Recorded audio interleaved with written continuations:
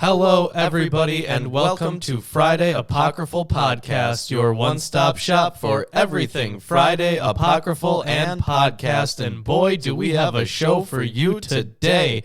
Today, we're going into the Apocalypse of Weeks. Yes, and this is, you can call it the first important major section of the Epistle of Enoch. Yes. Which is the last book of First Enoch. Yes, we're also covering a narrative bridge.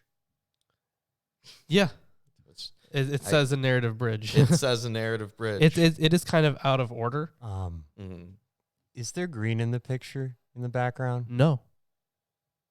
Are the tops of the castles that black? Well, actually, the tops of the castles might be green. I don't know. Oh, no. Oh, no. Whatever. Well, now they're black. So there is an introduction. A lot less majestic now. There is an introduction to this section, and I'm going to go into it. Great. But I'm only going to talk about the parts that we're covering today. Sure. All right. The Epistle of Enoch with an introduction. Chapters 91 through 105. Chapter 91 is a piece of testamentary instruction in which Enoch, on the eve of his final departure from earth, summons his sons and admonishes them to lead the right life. His idiom is that of the two ways, typical of biblical and post-biblical wisdom literature. Verses 5 through 9 are a schematic summary of human history that emphasizes how God executes judgment both at the flood and at the end time, against those who have followed the path of wrong conduct. The chapter as a whole, which begins with an admonition to Methuselah, recalls the testamentary instruction in 81:1 through 82:3, an alien body that is now embedded in the Book of the Luminaries. This testamentary setting provides the context for the epistle itself, chapters 92 through 105, which, as a whole, constitutes ethical instruction and threats and promises that are based on Enoch's visions, which have been recorded in the earlier parts of the corpus. Although the epistle is ostensibly addressed to Enoch's children, mentioned in chapter 91, it is in fact directed to the author's own contemporaries, the future generations that will practice righteousness and peace. So did he, when he was writing this introduction, did it say that the Epistle of Enoch is just ranging from 92 to 105? Yeah, 92 to 105. Okay. I'm going to have a little bit more here because we're also, reading 91 today. At the beginning of the introduction, it lists it as 91 through 105. Oh, okay. Gotcha. It essentially says that the epistle proper starts at 92. Sure. Yeah. On the basis of his revealed knowledge of the heavenly realm, Enoch assures his readers that God's imminent judgment will bring vindication and everlasting blessing to the righteous and swift punishment to their powerful oppressors. Thus, although the times are troubled, he can exhort the righteous to faith, steadfastness, and joy. Following the introduction, chapter 92, Enoch recites the Apocalypse of Weeks, chapters 93, 1 through 10, and 91, 11 through 17, on the basis of a threefold appeal to revelation in chapter 93. The ancient sage summarizes world history from his time to the eschaton, employing a scheme of 10 periods of uneven length called weeks. The historical survey focuses on the chosen of eternity and the plant of righteousness. Initially, this metaphor refers to Israel, sprung from Abraham. Running through the apocalypse is the countermotif of wickedness, often constructed as violence, deceit, and apostasy. These are met by God's judgments in the flood and exile. History climaxes in the 7th week, the author's own time. The plant of righteousness has been pruned to an elect remnant, the author's community, which is endowed with revealed sevenfold complete wisdom. That is the contents of the author's message and probably the rest of the Enochic corpus.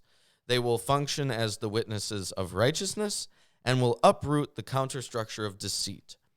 In the 8th, 9th, and 10th weeks, judgment will be executed against their oppressors, all the grossly wicked, and the fallen angels. And the thing about those last 3 weeks is because they are for a future time,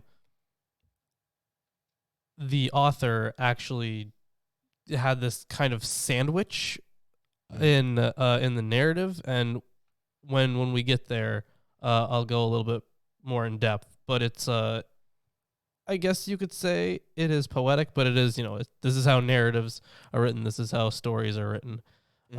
There's a neat bit of parallelism, I should say. Yeah. Remaining humanity will convert to righteousness. God will purge the earth of evil and renew the heavens and its luminaries. A prose section following the apocalypse meditates on the uniqueness of the revelation granted Enoch and now shared by the author's community. A few verses of two-way instruction serve as a bridge to the main section of the epistle, which spells out by condemnation the way of wickedness followed by the sinners and encourages the righteous to be steadfast in the hope of vindication. This central part of the epistle is composed almost entirely of 3 literary forms, well known from the biblical tradition, especially from the prophets.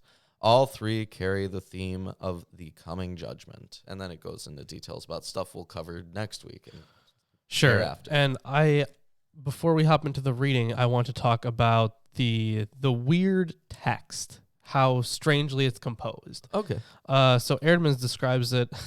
He describes the Epistle of Enoch as suffering from severe textual confusion. Like the book of luminaries. Yeah. But this one actually, I don't know if it's worse.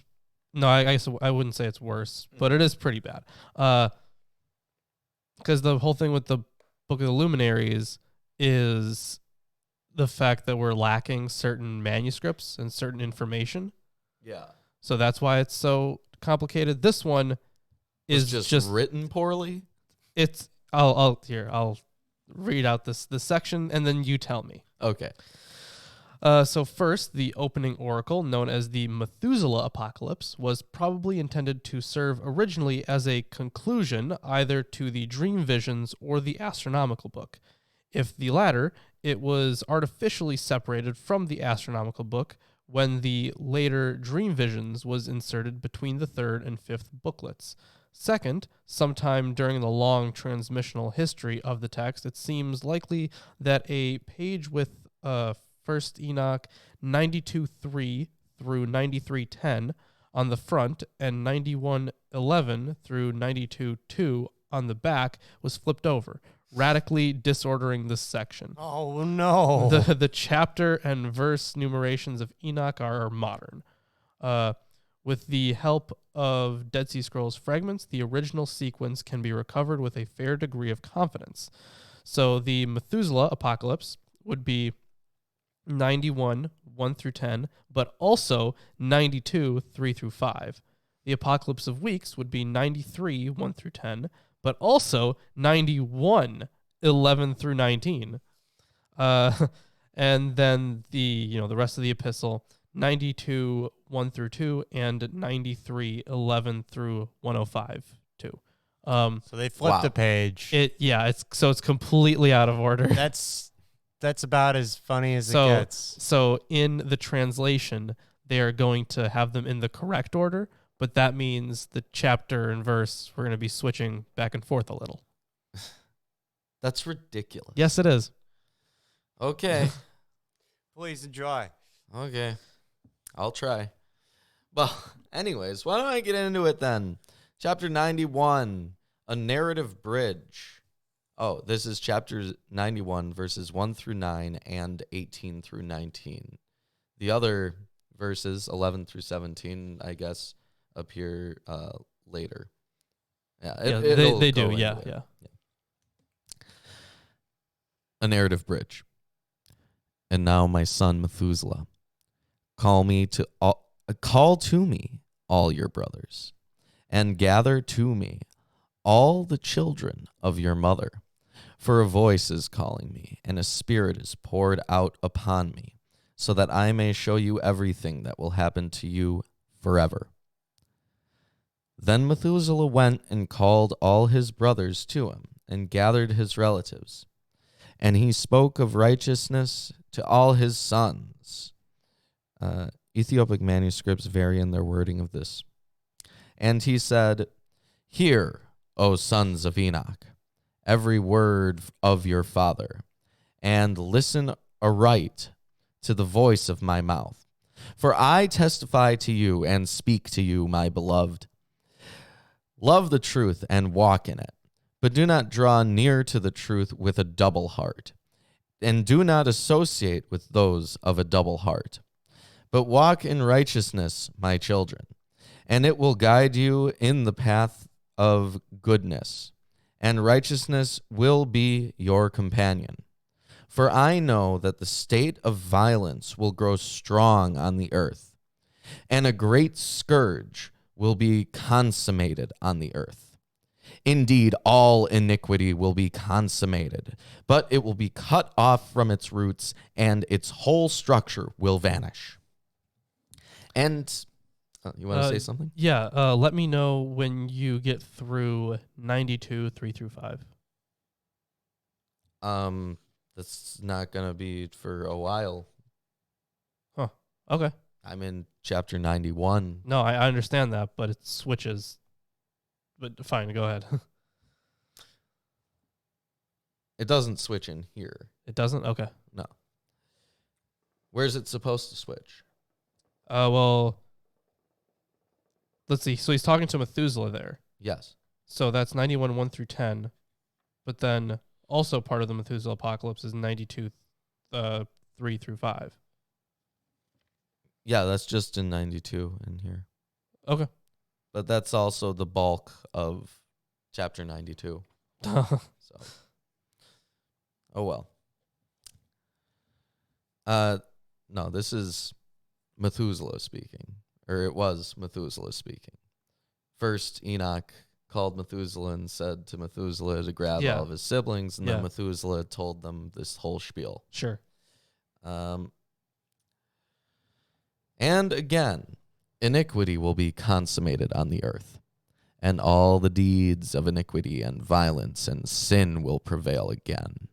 And when sin and iniquity and blasphemy and violence increase in every deed, and perversity and sin and uncleanness increase, a great scourge will come from heaven upon all these, and the holy Lord will come forth in wrath, and with a scourge to execute judgment upon the earth. Well, now I'm terrified. Yes. Now we have a familiar phrase coming up. Do we? Yes. And in those days, violence will be cut off from its roots, as well as the roots of iniquity together with deceit, and they will be destroyed from under heaven. So that reference, in those days, previously that was a reference to something that Enoch had seen directly from one of the angels on one of his journeys. Sure. Right? So presumably they put that in there to reinforce the idea that Enoch received this information from God and communicated it to Methuselah, who's now repeating it to his brothers. Okay. And all the idols of the nations will be given up, and the towers will be burned with fire. They will be removed from all the earth, and they will be thrown into the fiery judgment, and they will be destroyed in fierce, everlasting judgment. And the righteous will arise from his sleep, and wisdom will arise and be given to them. There's a footnote.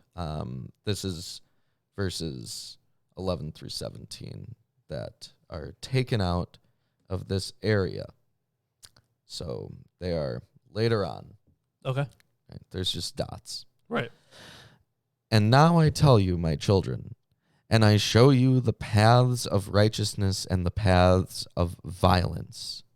And I shall show you, 3 manuscripts read, and I have shown you them again, so that you may know what is coming.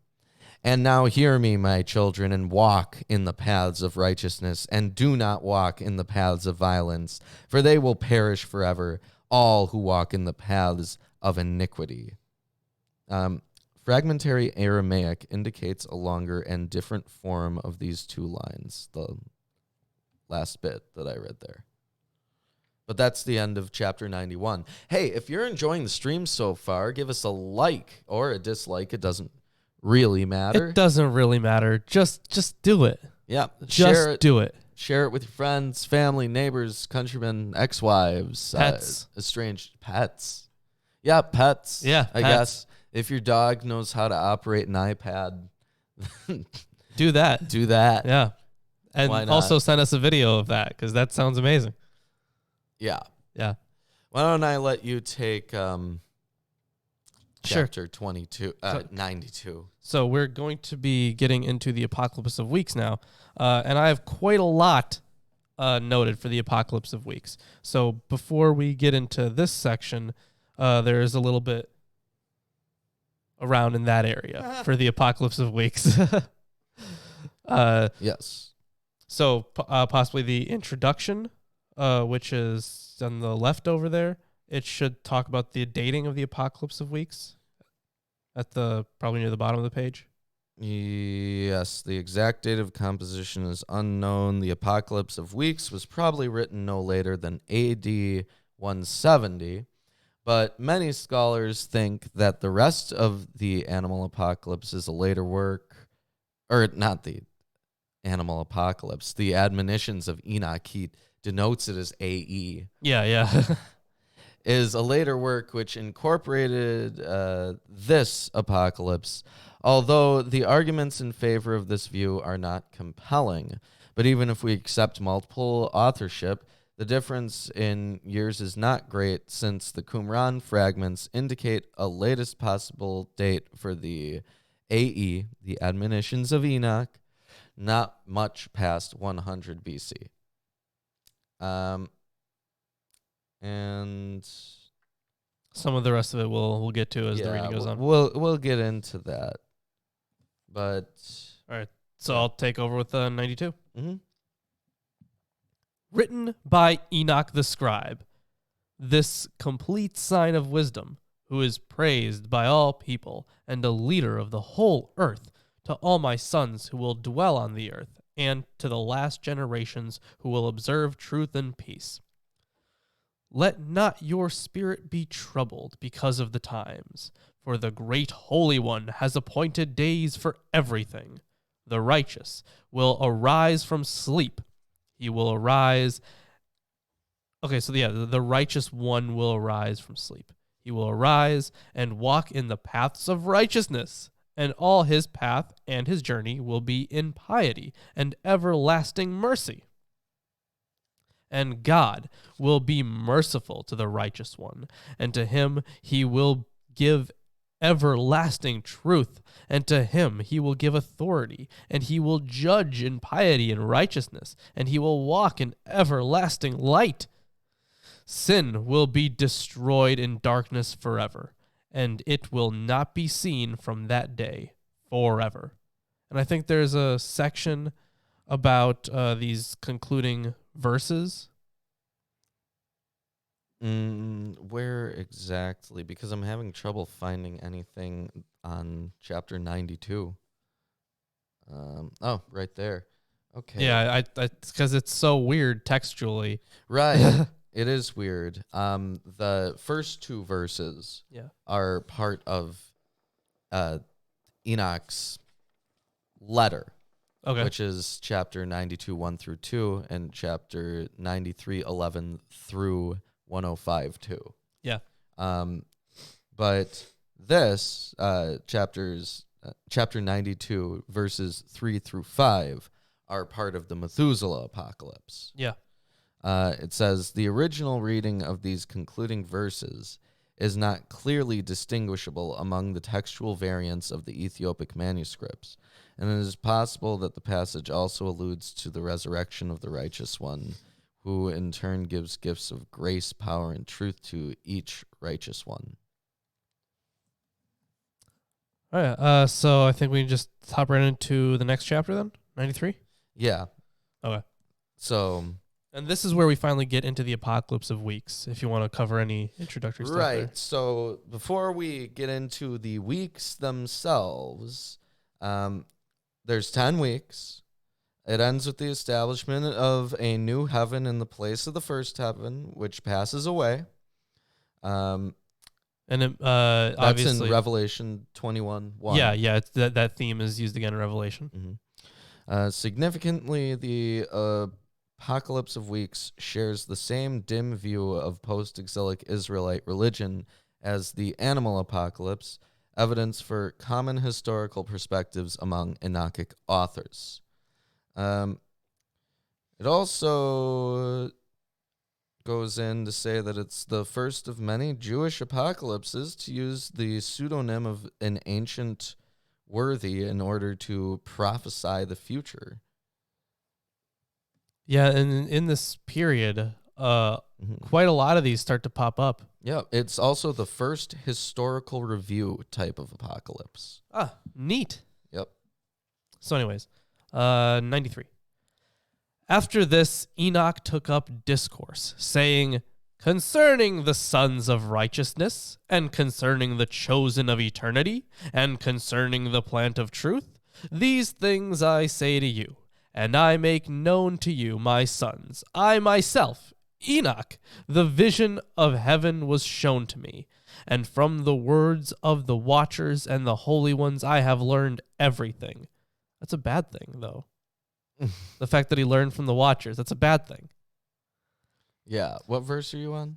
That's verse 2. Okay. Yeah, verse 2 is pretty long, actually. Yeah. You're going to have 91:11 through whatever. Yeah. Yeah. Anyways, right, he learned everything. And in the heavenly tablets I read everything, and I understood. And apparently the Aramaic and Ethiopic of these two lines differ. And the original wording is uncertain. Mm-hmm. And Enoch took up his discourse and said, I was born the 7th in the first week, and until my time righteousness endured. After me there will arise a second week, in which deceit and violence will spring up, and in it will be the first end, and in it a man will be saved. Noah. What? It says Noah denoted here. So they're referencing the flood. Yes, that's the first destruction. Mm-hmm. Also in Eerdman's translation here that is detailed, it says in verse 1, until my time judgment was held back. That would also make sense. Mm-hmm. Yeah. Anyway, so man will be saved. And after that, at its conclusion, iniquity will increase, and a law will be made for sinners. This was apparently a reference to the Tower of Babel and the divisions of nations after the Babel incident. Sure. After this, there will arise a third week, and at its conclusion, a man will be chosen as the plant of righteous judgment, and after him will go forth the plant of righteousness forever and ever. These are Abraham and Israel, Yeah. respectively. Yep. After this, there will arise a fourth week, and at its conclusion, visions of the holy and righteous will be seen, and a covenant for all generations, and a tabernacle will be made in it. I wonder who that could be. Right. This is a reference to the Moses story. Yeah. After this, there will arise a fifth week, and at its conclusion, the temple of the glorious kingdom will be built forever. Obviously, it did not stay up forever. No, it didn't, which is actually kind of interesting that they would use forever. Right. Because even at this time, they would know the temple was destroyed. One Yeah. of them, at least. Yeah. Or yeah, at least, with the whole exile Yeah. thing. Weird. Interesting. There's still a wall, I guess.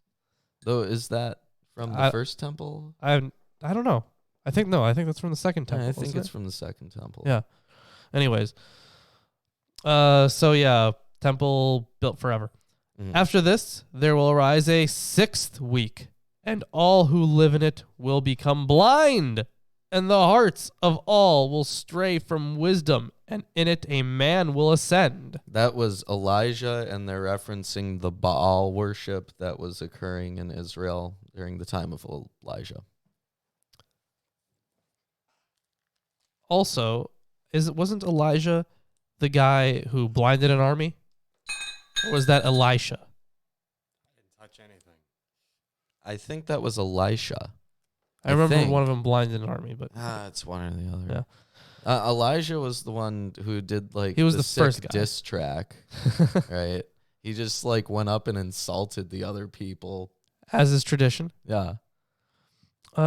Anyways, so a man will ascend, and at its conclusion, the temple of the kingdom will be burned with fire, and in it the whole race of the chosen root will be dispersed. Exile. Yeah. After this, in the 7th week, there will arise a perverse generation. An apostate generation. Fair enough. And many will be its deeds, and all its deeds will be perverse. So are they talking about... Every time it says perverse, it says apostate in here. I mean, that's fair. And at its conclusion, the chosen will be chosen. As I know. That's how it's written. So the chosen will be chosen as witnesses of righteousness from the everlasting plant of righteousness, to whom will be given 7-fold wisdom and knowledge. So Eerdman says this is probably the book of Enoch. Eerdman also states this better. He says, they will do a great many things after that. And as that week reaches its close, the chosen from the eternal plant of righteousness will be elected to serve as witness to righteousness, and 7-fold wisdom and knowledge will be given to them. So that was technically, now we're going to be jumping back to 91 for a short period. Mm-hmm. Why don't I take over? Oh, you want to? I read 91. Sure, you read 91. Yeah. Okay. I have to change the numbers. I mean, you can't. It's not that long. It's pretty short. Okay. Yeah. And then the next one is we're back to 93, and it's also really short. Yeah. Because I'll let you have it at 93. Thanks. Yes, severely, severe textual confusion. Yeah. And they will uproot the foundations of violence and the structure of deceit in it to execute judgment. Translation follows Aramaic. Ethiopic is much longer, has been modified to fit its new place after 9110. So that's a footnote. After this, there will arise an 8th week of righteousness, in which a sword will be given to all the righteous to execute righteous judgment on the wicked, and they will be delivered into their hands.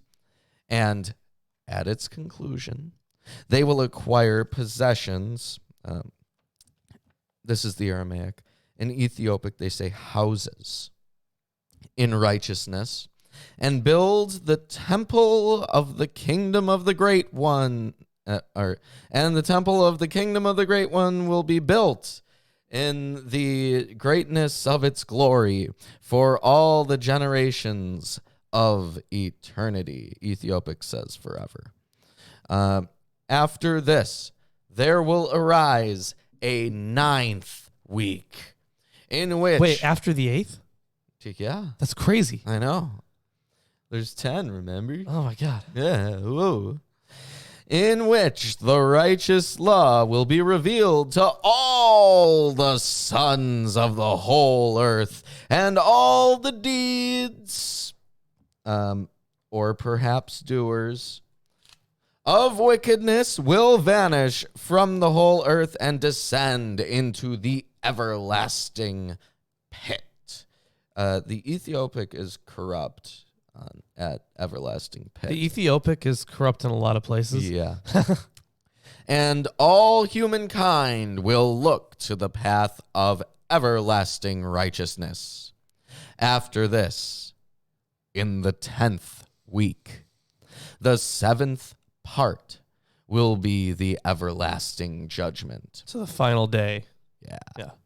And it will be executed on the watchers of the eternal heaven, and a fixed time of the great judgment will be rendered among the holy ones. Apparently there's commentary about this, and it's complex, but it's not here. Oh, It's wow. in their other First Enoch 1. Ah, man. Yeah. Bummer.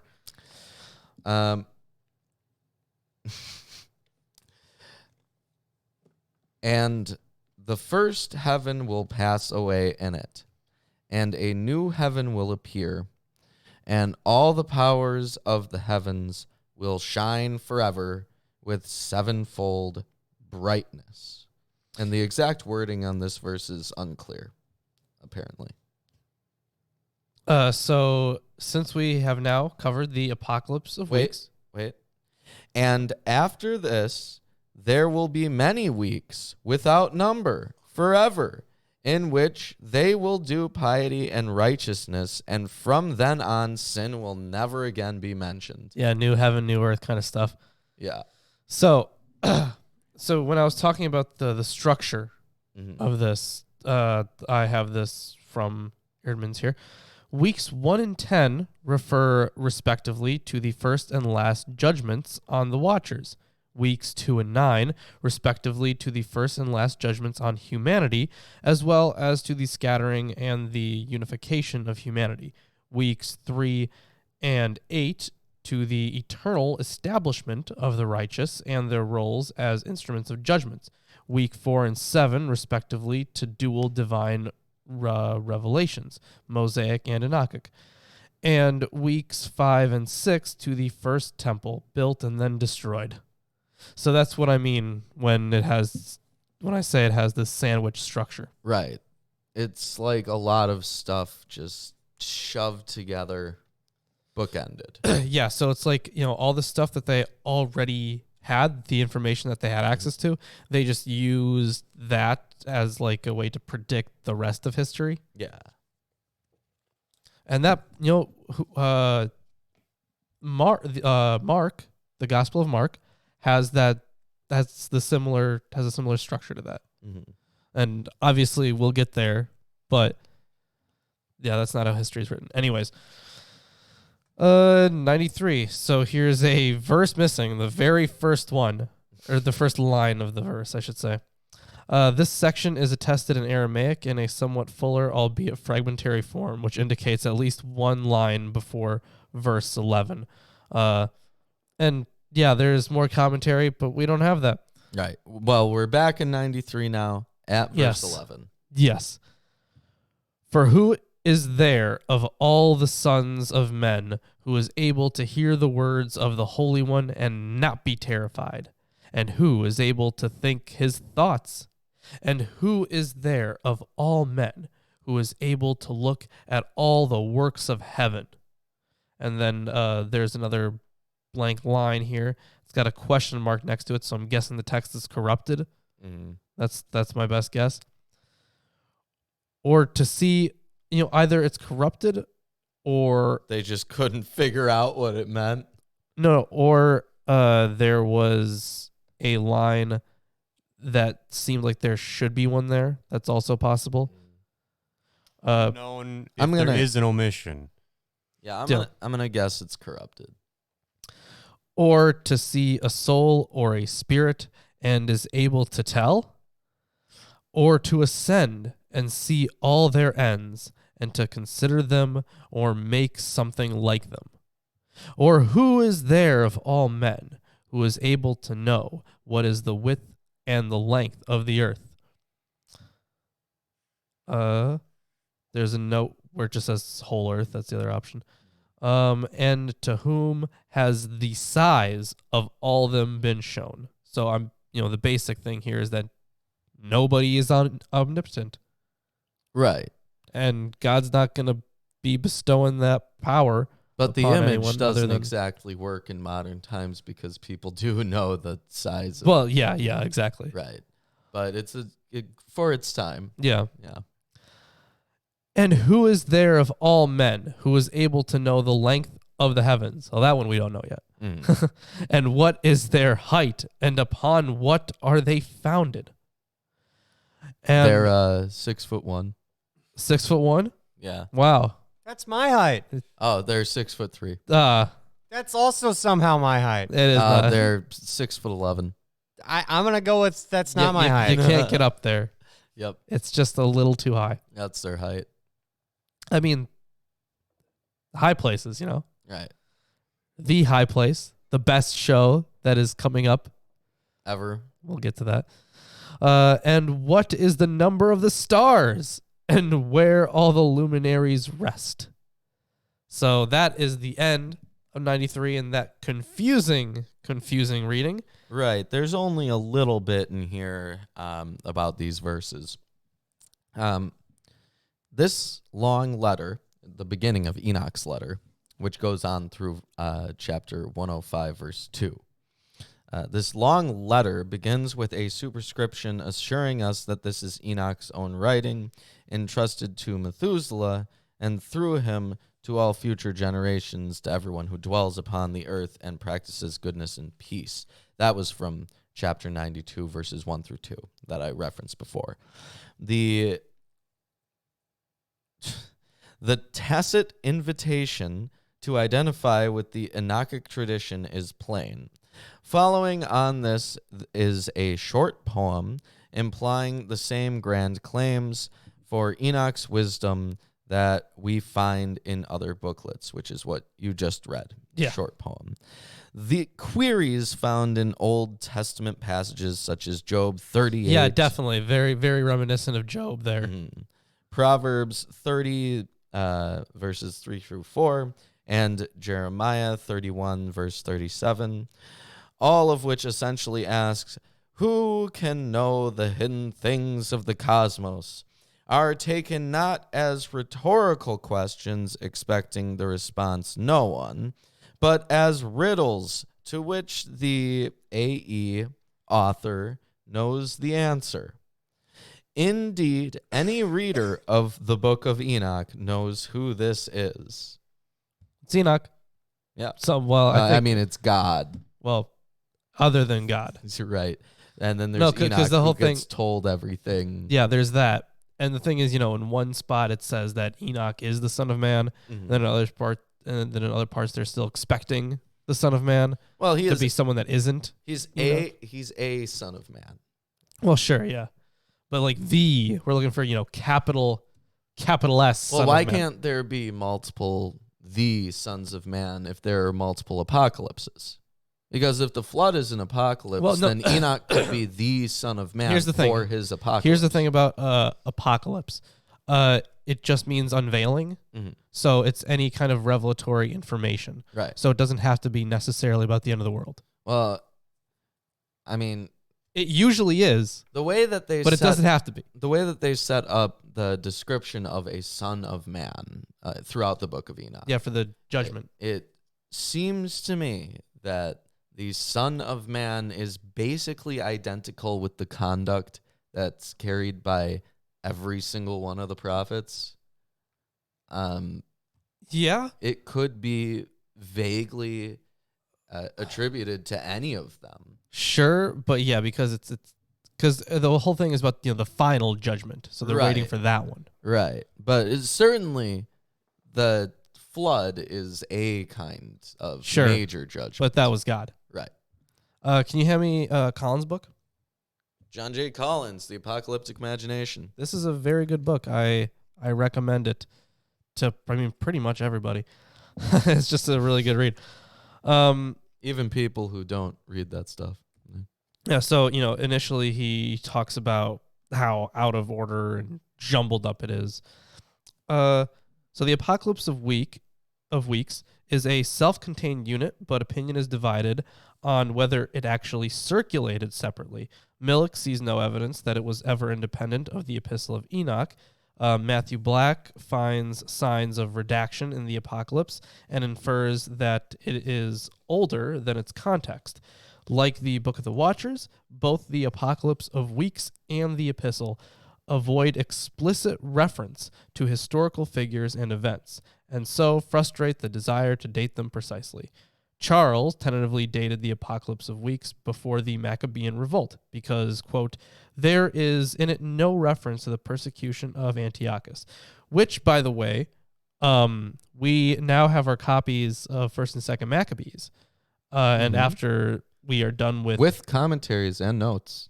Yes, and we'll get to that, but yeah, we're gonna learn a lot more about this. They're big books. Yes, definitely. Yeah, they're enormous. Because we have like a translation of a section, and then a textual commentary on it, and then another commentary on it. Very in-depth stuff.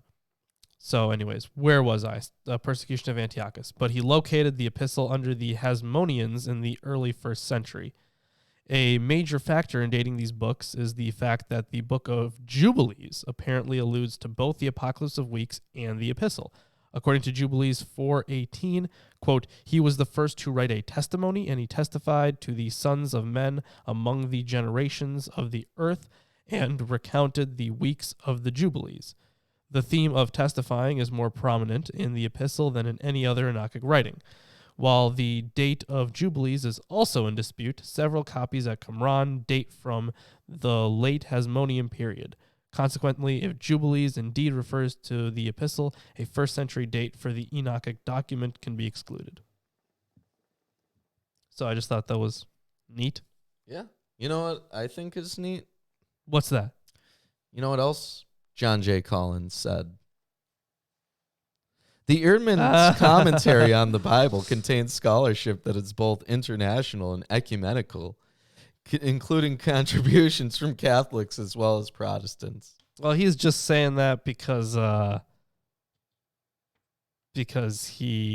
use his work for it. Mm-hmm.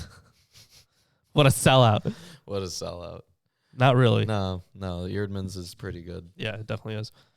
Definitely better than the Oxford Companion to the Bible. That's for sure. Oh yeah. There you go. We rarely use that thing. Yeah, I know. Anyways, let's talk about some of the stuff that we have coming up. I feel like today's episode was pretty short. It sure is. Yeah. I feel like we can look back through the readings. Maybe we can try to get through it a little bit faster because we do have like a little plan set out. Yeah. But we'll cover that after the show.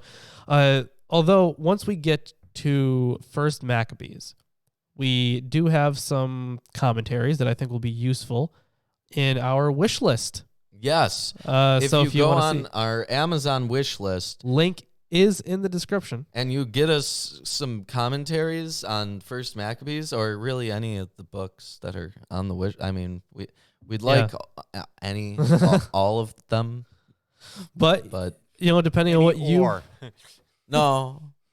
depending on what you want to see, you can go ahead and snag a book for us, and we'll use it. We'll read it. I believe 5 new books on there. Yeah, there are. You're interested for a series that Chris would like to do. I would love to have some resources because I, unlike the rest of these book hoarders, don't have as many pieces of literature to grab onto for starting off this series, and I at least have some idea from my research of how it's going to go. I look forward to doing more, but I could use your help, guys. Yeah, we got that. Yeah. And also Patreon. Yeah, you can get scripts. You can get on this show. You could get shirts. You can. And you know what? What? If you today Go on to our Teespring. That's true. Not tomorrow, but today. Go on our Teespring and use the promo code LOOK. All caps. LOOK. All caps. Then you can get 10% off of your order. Yeah. It ends today. Yeah. Though. Final day. Last chance, folks. If you want those rods of God for your Valentine. Yeah, exactly. That's Good today. stuff. Legitimately, buy the Rod of God shirt. Your It's sweet. significant other will It love is. it. It is adorable. I mean, how could you not love that? Yep. Well, that's enough shilling. Yeah, that's enough shilling. All other stuff is in the description. I'm sure you guys can find it. Yep. And hopefully you guys enjoyed the show. Thanks for joining us. And we will see See you on Sunday.